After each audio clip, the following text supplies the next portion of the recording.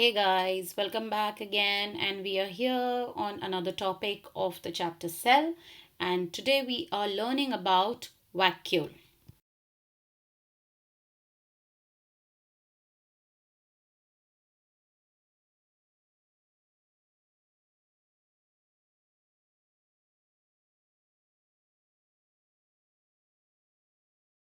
So, guys, before I proceed with the explanation of vacuole, I would just ask you all to hit the subscribe button so that you don't miss out on any of the topics related to cell. I have covered every topic from the chapter cell for every organelle.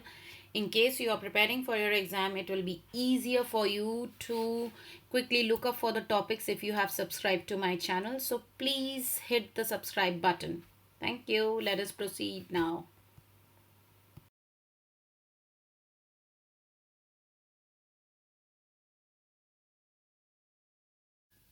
Look at the image on the screen. This image is that of a plant cell. Why I am showing you a plant cell? Because the vacuole is more conspicuous or more prominently visible in a plant cell when observed under a microscope. It is definitely present in animals, it is present in fungal cells, it is present in bacterial cells, but if you want to really study vacuole in detail, so plant cell is the one where you will see it more clearly under a microscope.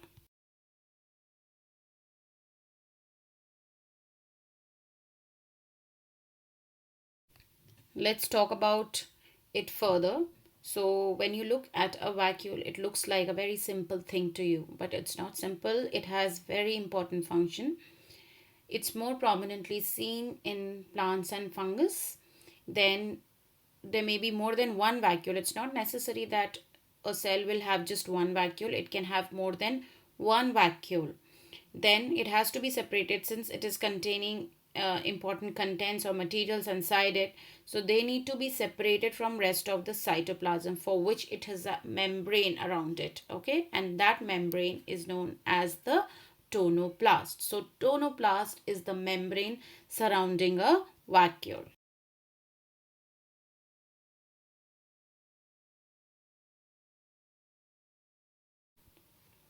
Now, depending on the kind of cell it's inside, it will have different types of function. So, on based on different types of functions, we have three types of vacuole: sap vacuole, contractile vacuoles, and food vacuole. There's another one that you will be hearing of, that is the air vacuole. It's not very common, but yes, that's the another type. But in this video, we are going to be talking about the three vacuoles that I've just named. Now, plant vacuole can store many types of molecules. So, it's not like it's empty. It is storing a lot of molecules inside it.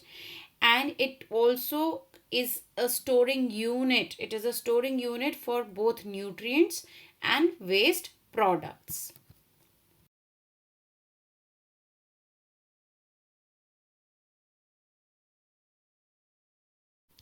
So, the picture that is here on the screen, this is a vacuole. It looks very simple.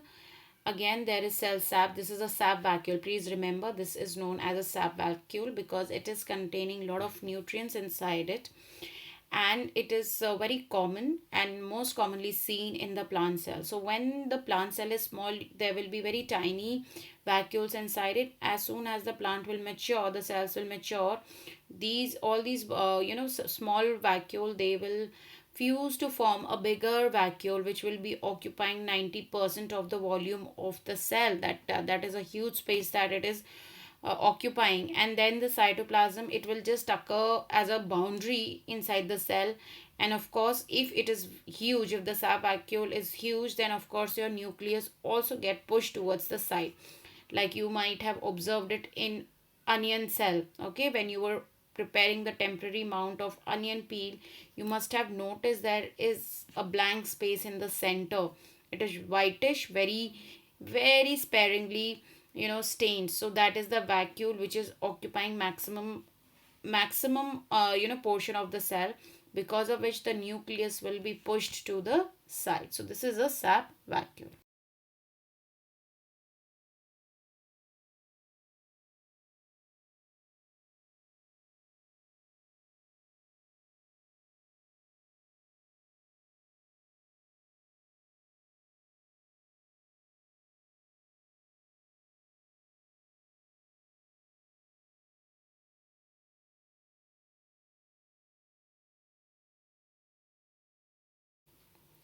We now talk about contractile vacuole.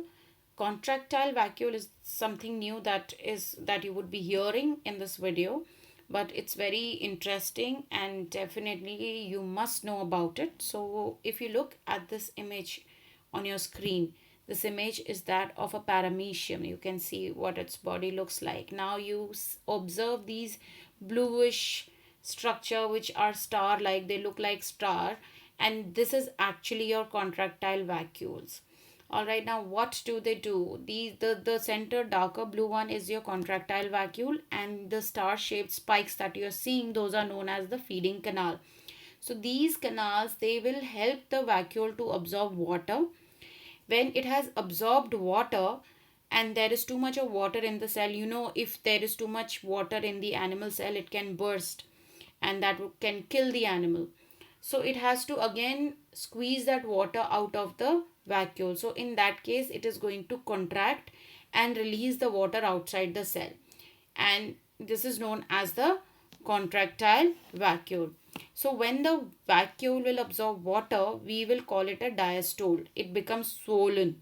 Okay, it becomes swollen.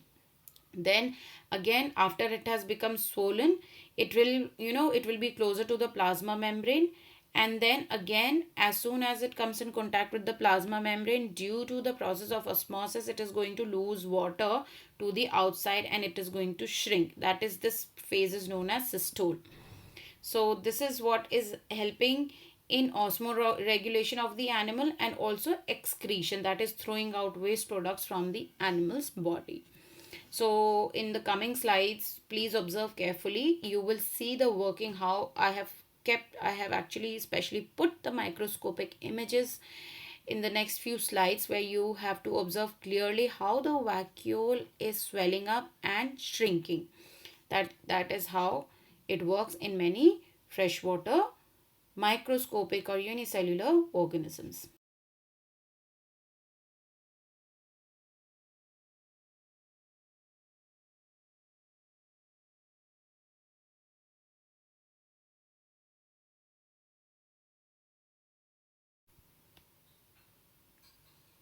So you can look at the vacuole, how it is filling up and squeezing out water. This is a vacuole in paramecium.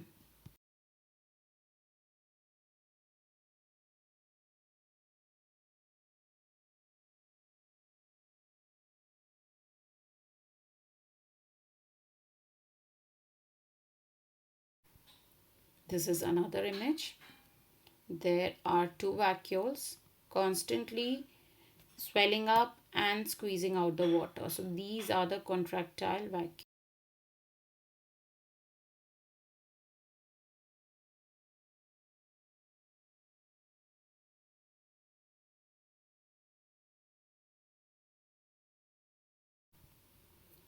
All of you must have learned about amoeba, how it takes in food with the formation of pseudopodia, and then a food vacuole is formed inside. Once the food goes inside, the particle goes inside, then a food vacuole is formed, and then it is digested and excreted out. So this is done with the help of food vacuole, which will also contain digestive enzymes.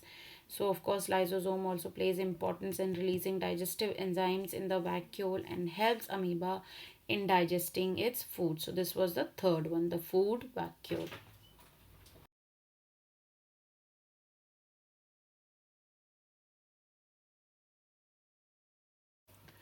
So guys, that was all about vacuole. So remember, there are three types of vacuole. First is the sap vacuole, found in plant cells, helps in storage of nutrients and also the waste materials. Then you come down to contractile vacuole, which is found in animals like paramecium, the freshwater organism, helps in osmoregulation and excretion.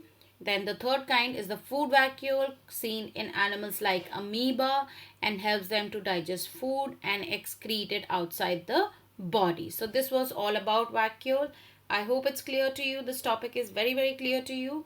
And thank you so much. Bye bye. Keep watching my channel and please subscribe. Bye bye.